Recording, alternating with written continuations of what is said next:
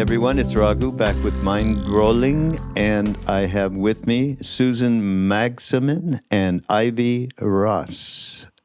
Hi, how are you? Welcome. They have put together a fascinating book, Your Brain on Art, How the Arts Transform Us. So I'm really happy there's some great juicy things and choice writing in this book. So we have a bunch of stuff that we can talk about. I just wanted to mention, because I'm reading the Times, New York Times today. I only read the headlines about the stuff that we are really upset about. But there, you know who Ezra Klein is? He's a great podcaster, and he writes opinion stuff for the Times. Anyhow, he wanted to get away from all the political stuff and all that, so he brought someone on his show that it really fits with what this book is. Brian Eno. Do you know Brian? Oh, of course, yes. Love him and his work. Yeah. So I thought, wow, this is really synchronicity. Let me just read a little of it so you can get a feel for it. I've actually thought that art is actually one of the most important things that humans do with their time. In my book, there's a long list of things that I consider could come under the headline of art. It includes, of course, obvious things, symphonies, photographs, paintings, but it also includes cardigans and jewelry and makeup and tattoos and all the things that humans do that they don't have to do. I love that line. None of those things have survival benefits in the obvious sense. They're things we do to something in our mind, to change our mind in some way. So what does art do? Why do we like it? I have a phrase in the book that children learn through play and adults play through art. And I think that's really what it does. Beautiful. Isn't it? I just want to say, Brian Eno, marry me. Yeah. No, he is something. He is someone I've looked up to for a long, long time. Amazing. I was in the music business, and I never did meet him. I met a lot of great people, but that music for airports. I tell everybody, if you want to get absorbed into a piece of music where there's a piece of music that's projecting peace, big time. You know? No, and now the movie about him where you never see the same thing twice, it's using AI. Oh, no, I haven't seen that. Oh, yeah, there's a movie, a doc out on him where you never see the same, literally, you never will see the same movie twice. Oh, that's so cool. Wow, but I love, having started in fashion, I totally love what he's saying about the cardigan, the lipstick, the tattoo, because it was always, I always saw fashion as an art form, a way to express yourself, which is the way Susan and I believe or define art is any medium that allows you to express yourself. Mm-hmm. Yeah, absolutely. Well, can you each give us, audience and myself, a little bit of background as to the things that you gravitated towards when you were just in school and then about to become an adult, and what turned you on to this particular path, the path both of you have been on a very, very purposeful path in your work, and we'd like to hear about it. Susan, you want to start? Sure. So I think for me, I've been thinking a lot about this lately. There's a lot of birthing and things that are opening up in new ways. And I'm an introvert. I'll start there. I've never been like a big speaking person, although it's funny with the work that Ivy and I are doing now and the work in the lab, you have to find that part of your voice to be in conversation in that way. But I think I've always understood humans through what they make and what they do as their essence. Like it's always just been intuitive for me.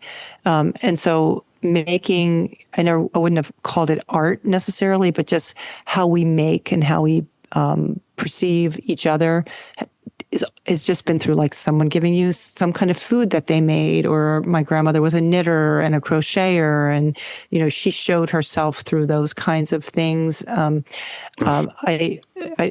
told the story that really hit home for me in a health form when my twin sister had an accident that she lost the ability to speak about what had happened to her. And now we know the Broca region of the brain shuts down in trauma.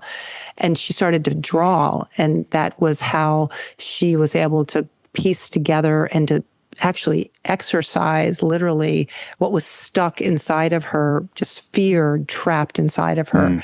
And I think it came home for me like, oh my gosh, this is, we communicate so deeply in other ways besides speaking, and especially when you couldn't speak. But I would say one other thing is that I've always been like an innately insatiable, curious person, and I just love life, and so I just want to understand it, and it shows itself up in all of these ways of expression, creative expression, and I'll say including nature. Nature is like something that I've always found great solace in and joy in. That's great. You just reminded me of something when you talked about your mother. I'm not sure who it was, knitting, or maybe my grandma. Your grandma.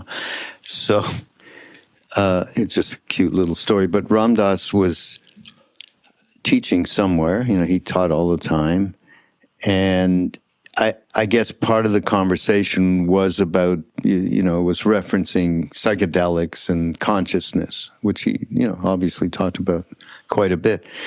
So he's going on, and he notices an older woman in the audience, because at that time especially, it was not all, but mostly young people, hippies and so on. And he noticed this woman and just attentively, into it. And so the talk was over, and the woman comes up to him just to say hi, I'm sure. And he said, I saw you throughout the whole thing nodding to everything I said, as if you completely, understood it and were at one with it. He said, he was like surprised, just, I don't know. I'm sure he was quite polite about it. She said, he might have even asked her if she had taken a psychedelic or something. No, nothing. And, well, what do you do? And she said, it's a famous line, I crochet. And he was, of course, mind blown.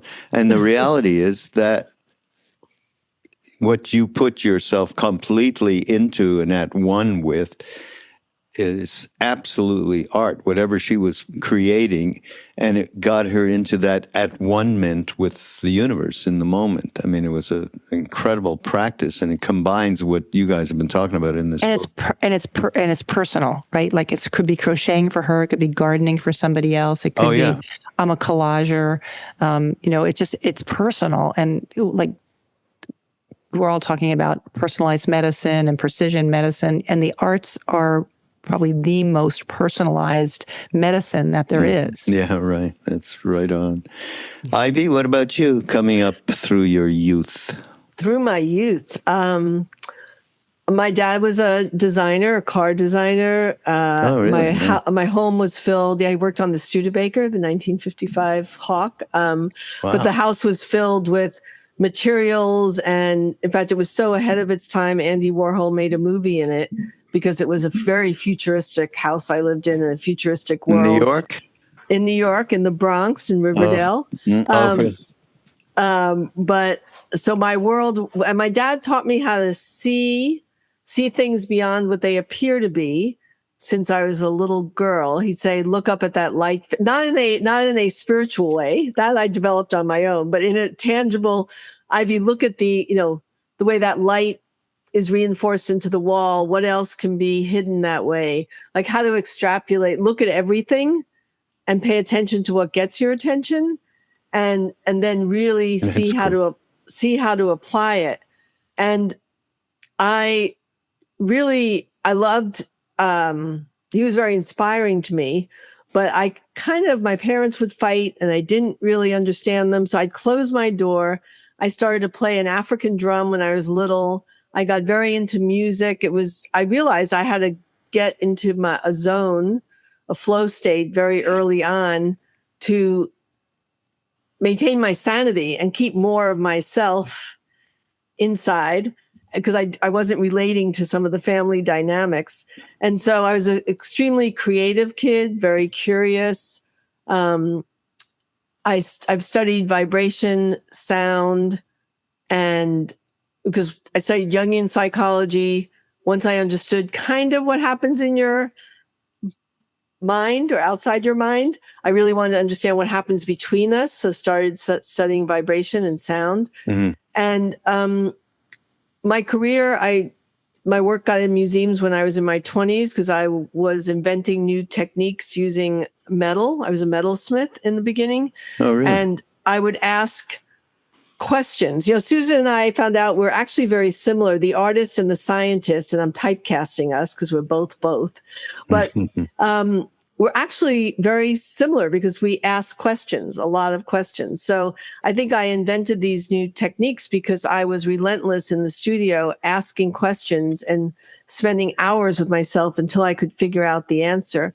But I realized I had more ideas than I had fingers. And that's when I went from being a craftsman to a designer and started my journey working for a variety of companies, running design and product development, everything from head of design for the girls' toys at Mattel to Calvin Klein, Coach, Swatch Watch, and now Google for the last 11 years.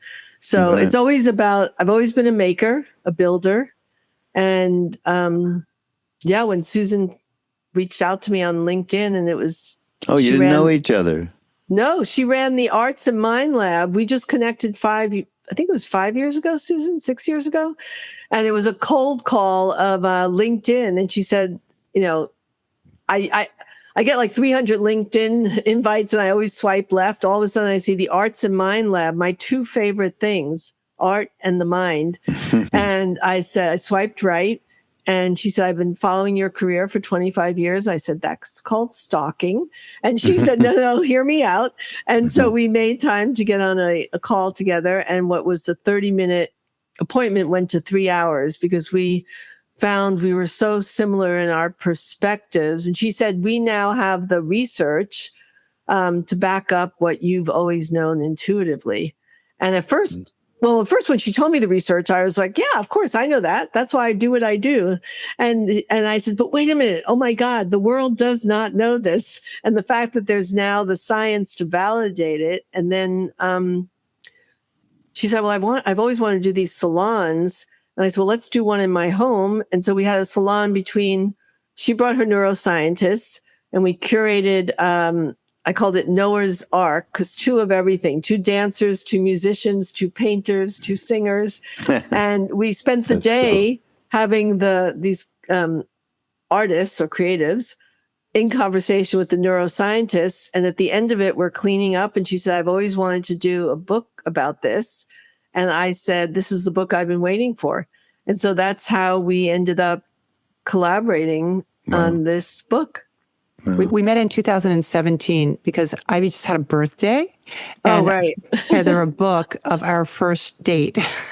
Like I went back and I found the LinkedIn that I sent her and what sent me. It was like we were like dating. It was just amazing. And it's like 30 more minutes. Yeah, 30 more minutes. And I mean, it's great when you fall in love with other people, like truly. And I think we do that throughout our lives. And just the way that has just stuck and we're just growing, but the thing that has been so interesting to me about the salon is that it's really hard to bring different sectors together. We have been taught to like silo our lives, right? There's the scientist, the artist, maybe the public health, the doctor. They don't come together. And that's not how it used to be. It used to be that, these things were, you were a philosopher and a painter and, a healer. And I think bringing people together, our languages are different. Our defenses are honed, but in this space, when you kind of neutralize that and you say, we asked this one question, we wanted an icebreaker, right? We were really like at the beginning of our journey. And so we came up with this question and we thought it'd be like 10 minutes. Has there ever been a time in your life when the arts or aesthetic experiences have affected you or somebody you knew? And literally hours later, people were going around the room telling us stories about how they had dyslexia and their mom suggested that they do film. Someone else the funder believed that their home made them successful and changed the environment, the enriched environment. Other people talked about theater, about photography, all of this mental health in the family. And we realized that when you are what I call solution science, when you're really looking at what problems you're trying to solve for, all those differences matter because people come from a different perch. And so then you bring the best of everybody together to solve a problem through the lens of the arts and aesthetic experiences. And that's really what the book is illustrating, is all the ways of knowing, the research from indigenous cultures to neuroscientists, to sociologists, to artists, to dancers that figured out before the researcher did that if you dance, you can address Parkinson's disease. And, so it's like, it's not the scientist coming down and saying, I got the answer. It's really, artists have always known this, right? And science is catching up with the artist and more. So it's an incredibly generative work. And it's just showing up in every sector of society too. You talked a little bit about vibration, and there's a beautiful thing in the book where you put two tuning forks together off of Puck. Which of you did? I did it. Yeah. I was. And you really, to a colleague who was in some kind of anxiety, that just completely changed in that moment, right? Yeah. I love that. I mean,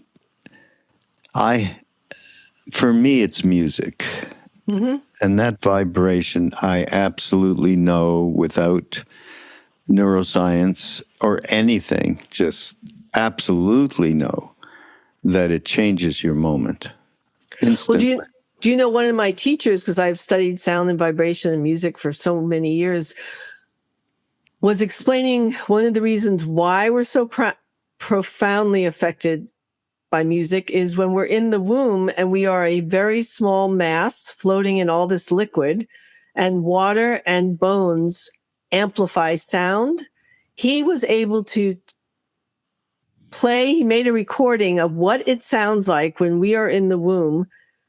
We're hearing our mother's heartbeat because it's amplified like 10,000 times is the drums. The digestive system is the string section. We are literally swimming in a sonic bath for what they say is 9 months of our happiest times because we're just chill, right? So no wonder we come out. And until I heard this, of what we're surrounded with, which is pure sound at all different kinds of sound. No wonder we're so emotionally reactive, to different sound and frequencies. And if we're all vibration, right? So everything is vibrating atoms. And so when I first got into studying sound because I read about a man in France that was bombarding. He was a jazz musician, but he was now bombarding cancer cells with musical notes under a microscope, and it's like finding the resonant frequency. And they would dance together and then they would break each other up. And I could tell I get a certain chill when something is true. And luckily my career in design afforded me the luxury of having the money to go hop on a plane and study with him in France. So the curiosity in me, I would ask a question like, how could this be? And I would have the wherewithal to go down the rabbit hole until I understood it. You're talking about sound resonance, and we're seeing that show up like with Alzheimer's disease. So literally sound and light in this case creating this alchemy that literally helps to break apart amyloid and have that move out of the brain into sort of the waste of how we dispose of waste in the brain. And so it's showing this idea of resonance and vibration and frequency is kind of the center of the universe, right? And we've not ever thought about using this in service of humanity. I love going back to Brian Eno, where it's really, it isn't, I think the arts are part of our survival. I think without them, we don't live well. We get disease. We don't make connections. I think part of the reason that the world is suffering so much is that we've forgotten that we actually do need this for survival. Well, I think we've been focusing on productivity and efficiency and pushing these arts aside as a nice to have, not as an imperative to our health and wellness. And through the work on this book with Susan and learning some more about the physiology of how we are wired to receive the sensorial nature of life, it's no wonder when we deprive ourselves of that, why we're in the state we're in, especially where mental health issues are bigger than even physical health issues. Yeah. So I have a great example of what vibration can do. And I was, everybody's heard this story more than We a few haven't. times. But you haven't, and it's important in relation to this subject. I think I was maybe 17. Somebody snuck me into a club in Montreal, where I'm from. And John Coltrane was playing. Love him. Yes, we do.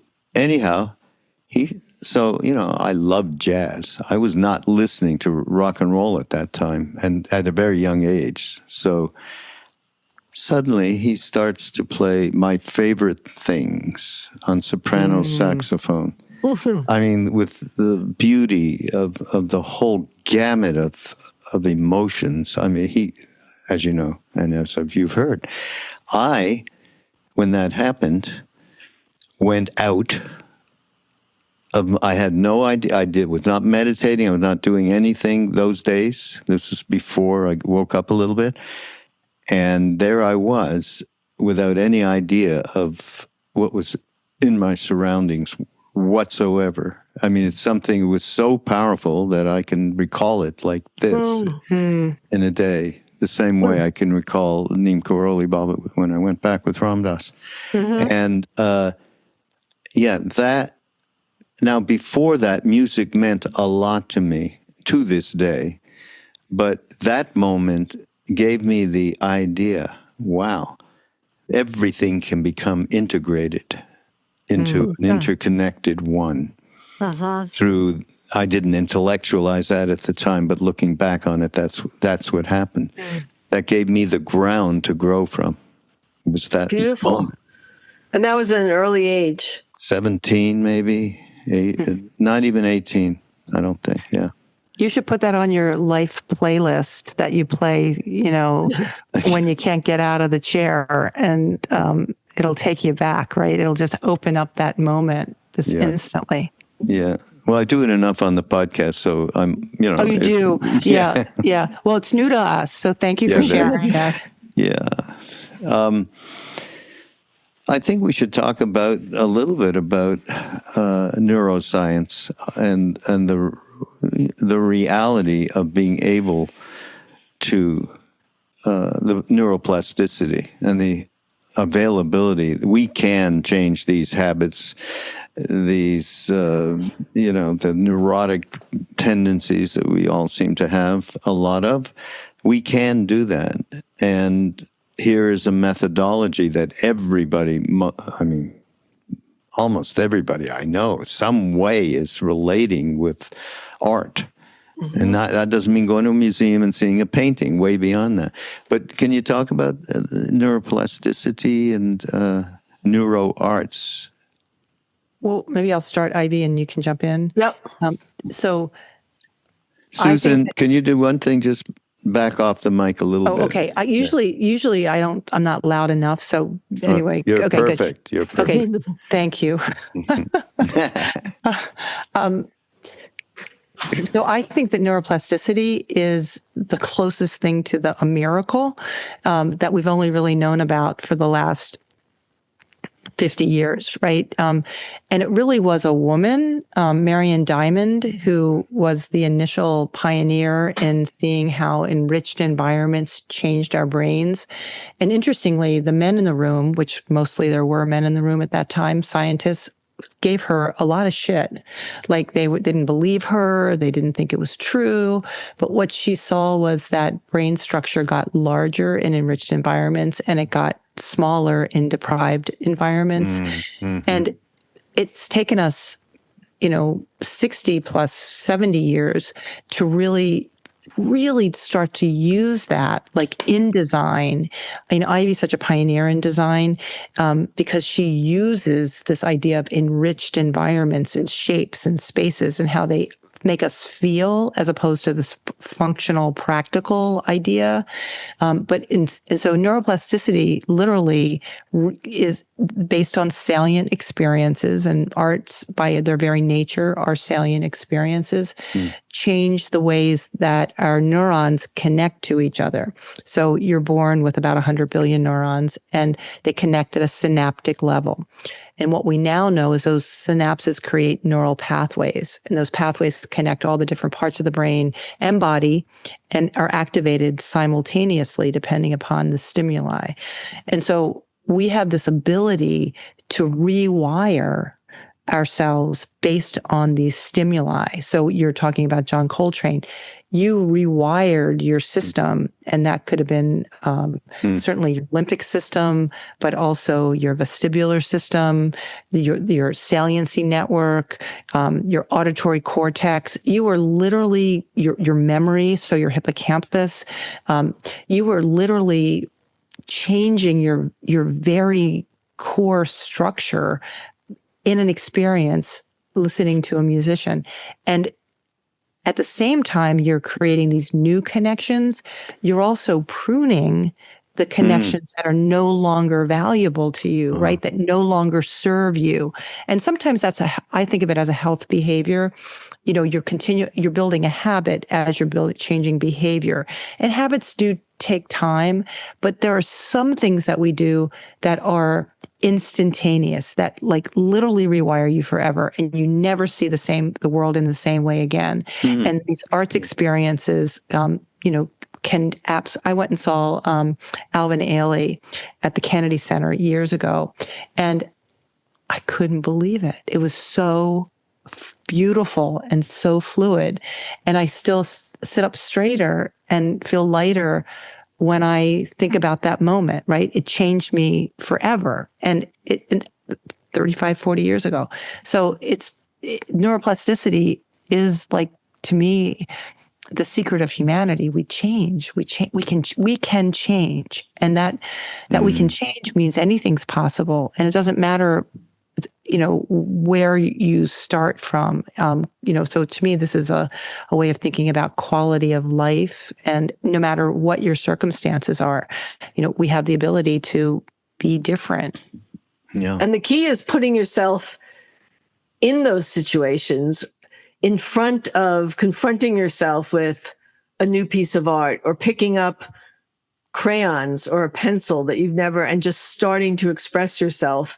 Because whether you're the maker or the receiver of an art modality, it has a profound effect on you. So, the sad thing is we've been shut down. We come in as pure soul and are as children, and we want to express ourselves, and we play. And, the definition of play is doing something different than we do every day, but without a preconceived outcome. And that's key, because I think right now we are so outcome driven. And I love what Brian Eno said, because play through art, because this idea that you're doing something without any end destination or goal allows you to play with ideas, play with concepts, play with how does putting blue on top of green and red, what happens to it? And you're asking all kinds of questions, and you're being curious, and your mind is making new connections. So it's actually such a gift that we now know that everything we do and confront ourselves with, if it has an emotional charge or we respond to it, it's like laying down new roadways in our brain. It's a great gift. And the idea of the default mode network is also kind of another piece of that, because we're bringing in all this information, all this content that's changing us, really changing us. And that's great.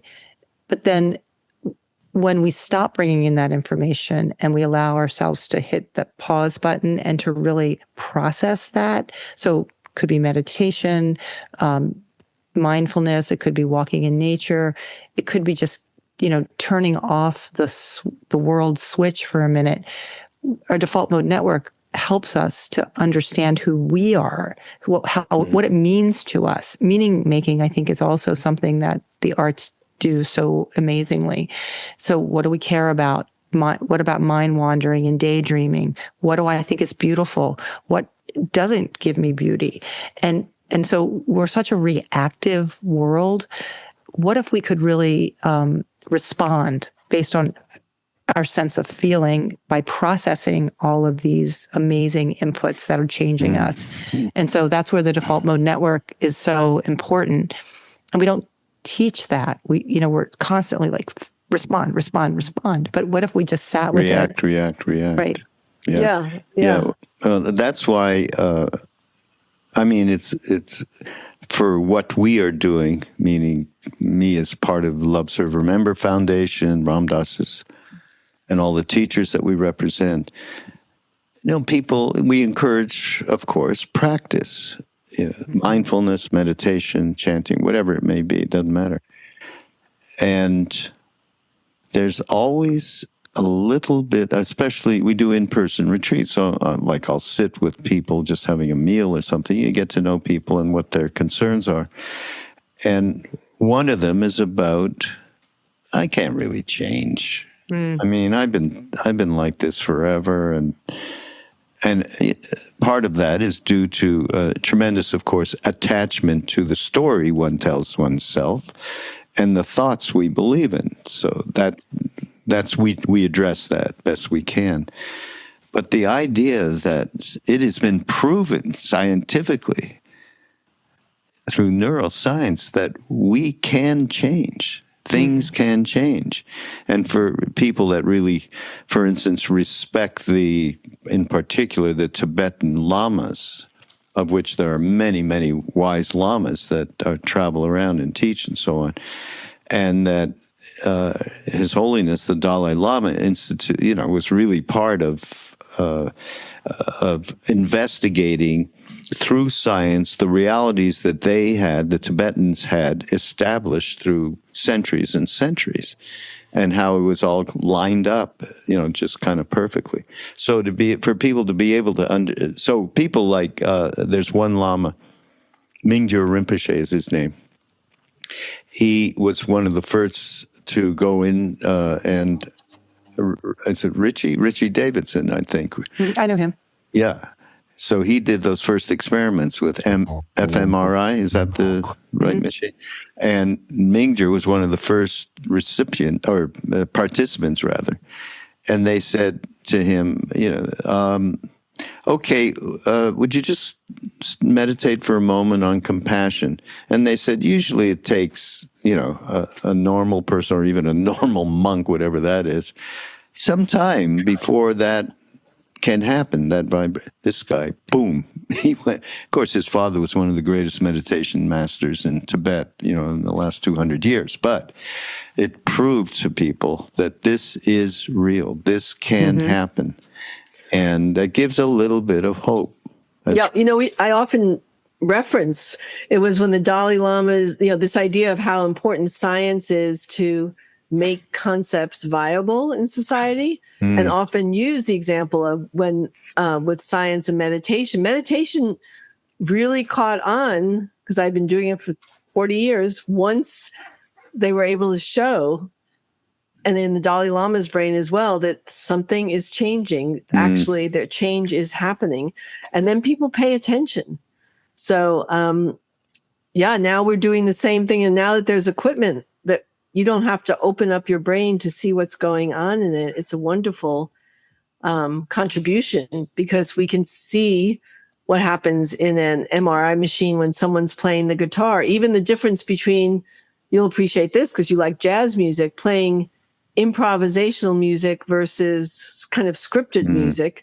It lights up different parts of your brain, and the improv lights up more parts of your brain.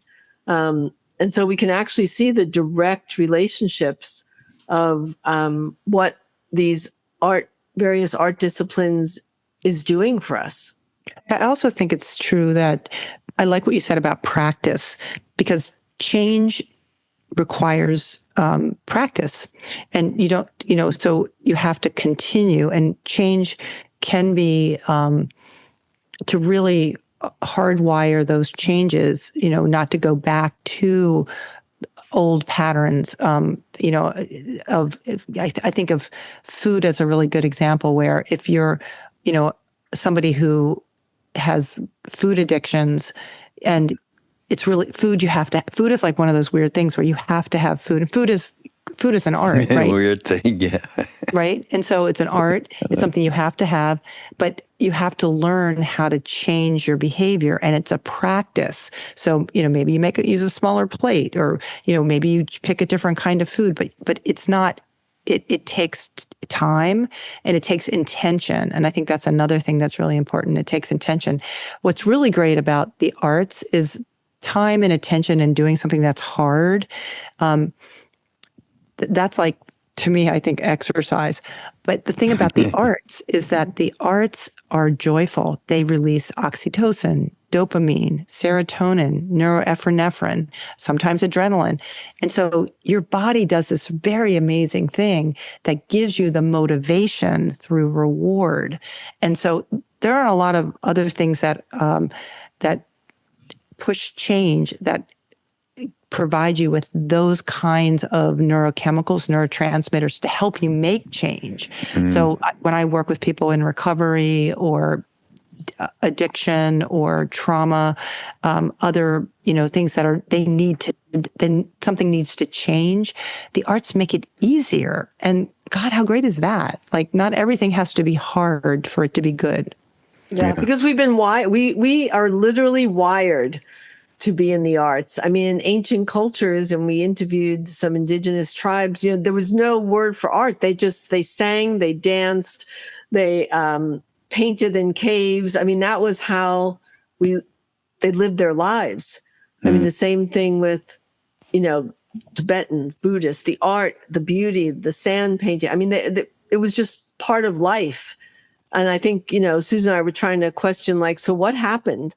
And I think it was when art became a commercial thing that was, judgment. It's good art, it's bad art. All of a sudden, people stopped doing it, or you didn't continue doing it or playing music, unless you were going to be a musician or a professional dancer, because you're never going to earn a living at it. Not realizing by putting those things aside, we're really doing damage to our brain and body. Yeah. And the value, we stopped valuing the arts because we said the age of reason, right? If it's not logical, if it doesn't make sense, if we don't know it, we couldn't allow for, I think, the generative nature of the arts. And then we started to say, well, the only thing that matters is if, someone else thinks it has some kind of monetary value. And those judgments really not just shut people down, but I think shamed a lot of people and stigmatized us, so that we sort of slowly, as a culture, as a species, have really stopped making art in all of its forms. And, we see it in schools. It's an easy place to look, right? Yeah. Oh, boy. I love this chapter, Develop Rituals to Rewrite Your Inner Script, which we've been alluding to here. And let me just read a little bit. I mean, so this is, again, back to the the idea that, yes, you can change, have some, what Roshi Joan Halifax would call wise hope, it can be. And so it's hard to change a habit, extraordinarily difficult. We tend to do things the same way we always have because neuroplasticity cuts both ways. Our routines create neural pathways, which create habits of mind, even when those habits and routines are not always good for us. If you want to enhance flourishing, you can't accomplish this by doing the same thing in the same way. As the writer Annie Dillard wrote, how we spend our days is, of course, how we spend our lives. This is very important.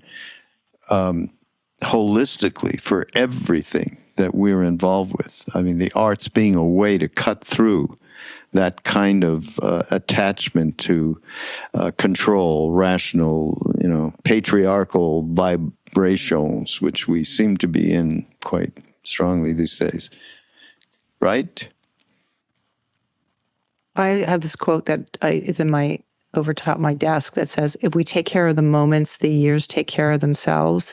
And I mentioned that because I think right now, living moment by moment, and I mean sometimes minute by minute, second by second, is how you make hard change and how you live through difficult moments, right? Difficult situations. And the sacredness of the moment, if you take care of the moments, the years take care of themselves. They add up, right? It's the other side of what Annie Dillard says.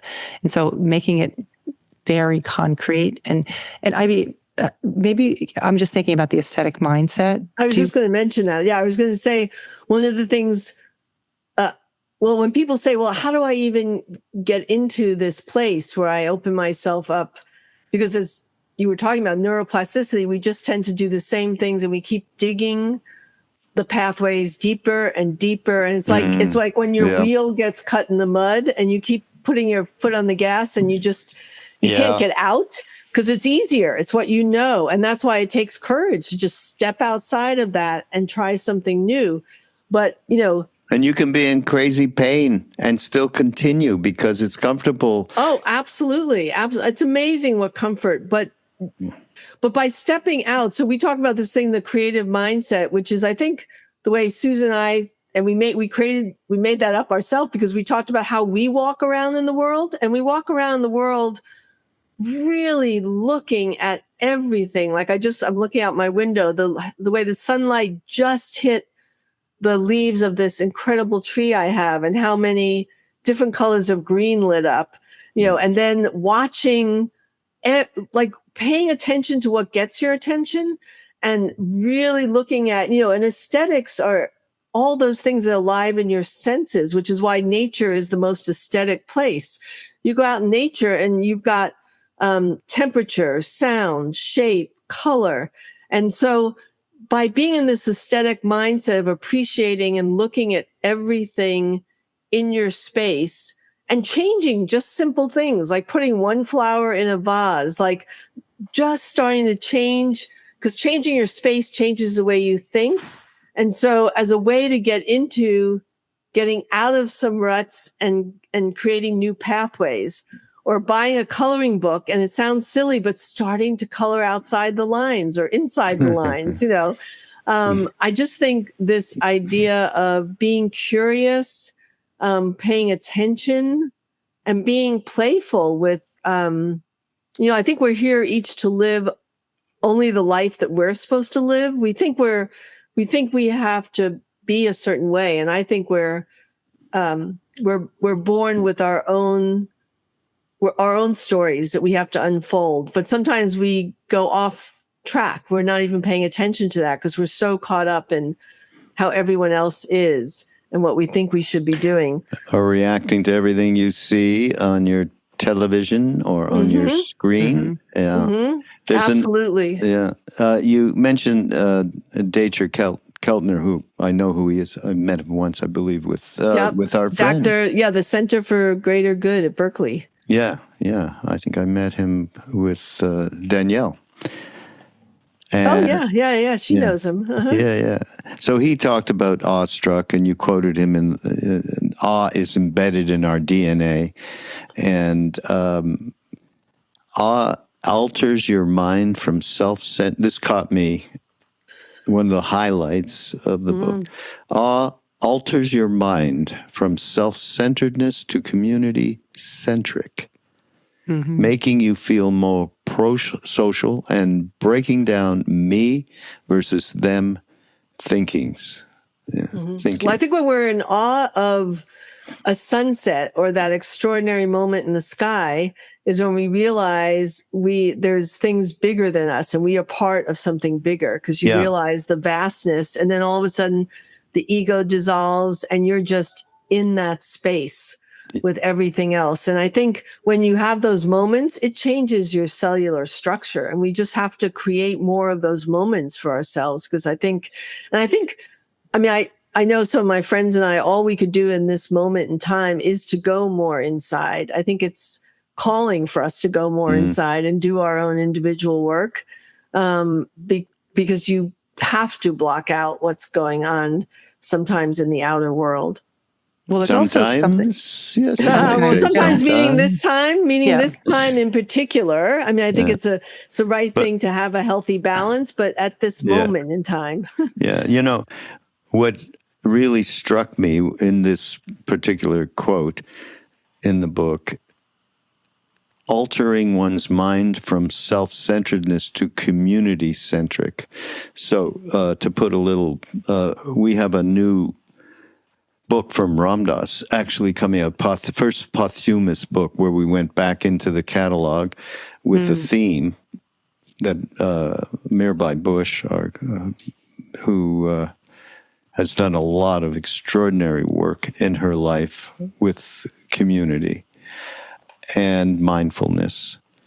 She thought of this title, There Is No Other. That's good.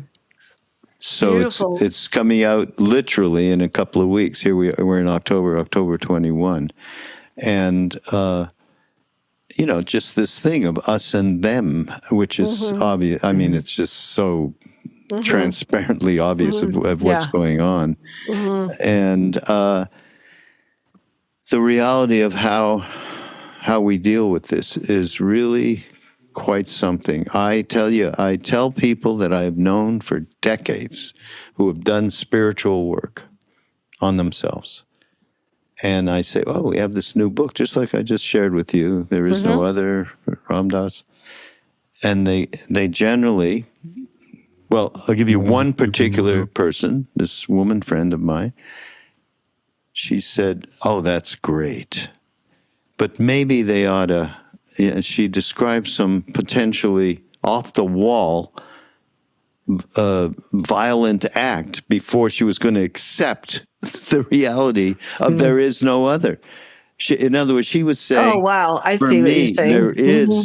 There is another. No matter what you say, no matter what Ram Dass says about all of this, there is that. This is what seems to me is really a creeping, poisonous thing." Yeah. Well, I believe in the tension of opposites. And right now we are so at the height of it that I've got to believe it's going to propel us. The only place to go is to start to accept that we are all connected and there is no other, because then we would start behaving differently and treating each other differently, because there is no other. It's a great title. And I'm so glad you did that, because I miss having, Ram Dass books. Sometimes when you have these small, like a book, an idea, a person, I think we all sometimes feel like this with climate change, where what can I do? It's such a big problem. Like I think what's happening right now in this country in particular, it's such a big energy force. But all of these small, beautiful things, start to create a rhizome. They start to connect each other, and that creates something big. And I think that, it feels dire sometimes and you feel like you got to defend. But the more you open up your heart to awe and to wonder, and you mentioned ritual, I think that ties into this too. There are many communities that don't have a word for art because it's how they live their lives. Oh, wow. And I think if they're sacred rituals, right? The Hopi, we had an opportunity to talk to a Hopi leader, and there's 29 ways that corn shows up in a culture. Like thinking about I was going to say lowering the temperature, but not even lowering the temperature, creating a new temperature, a new way to be. Like it's not about resistance, it's about growth. And I'm seeing it in my work with neuro arts all over the world. Like there are millions of people doing what we're talking about right now, and they're coming together, and that it's getting stronger. Like the book, I think, really did ignite a movement. People started to figure out it was everywhere. And I just feel that growing. Like there isn't a one thing that's going to solve this. I think it's all going to solve it if we keep in our practice, in our rituals. Mm-hmm. And we have this quote, I think it's art creates community and community creates culture. And so if we're going to change the culture, starting with art and bringing together community, and often the murals on the outside of a wall in the city that tell the story of the community. I mean, there's ways that dance, singing together brings the community together, meditating together. We just have to start doing that to really all begin to embody this idea that there is no other. Yeah. And keep doing it. Yeah. And then the last part of that is, and community creates humanity, right? And so, and that's what we're talking about. Yeah. And we've been having, when Ram Dass was still alive in Maui, we gathered there with him, fairly large retreats, and people just shared that, that extraordinary vibration when you are not thinking about yourself so much, right? As we talked about before. Yeah, I think... Yeah. People need to have, who feels it, knows it. Those of us who have had those moments, the experiences where you dissolve. That was Bob Marley, who feels it, knows it. Yeah. But, you had that early experience, even through music. I had an out-of-body experience where I felt like what it felt like to be just pure spirit swimming in a soup of unconditional love. I mean, and that's how we are all connected and we are all one. And so I am very grateful that I had that experience early on, because I see the world differently through a different pair of eyes now. But there's so many ways to get to that place. And if you feel it just once, I think it's... Everybody, I am sure, has a once. Yeah, Everybody. I mean, they've got to dismiss it, once. Like from my era, back in the 70s, 60s, 70s and all that, as a hippie, I mean... Then they grow up and go, oh, that was just some, youthful blah, blah, and that's not true. That is not true. So there's a great part of the book towards the end where you're talking about humanity began with firelight, okay?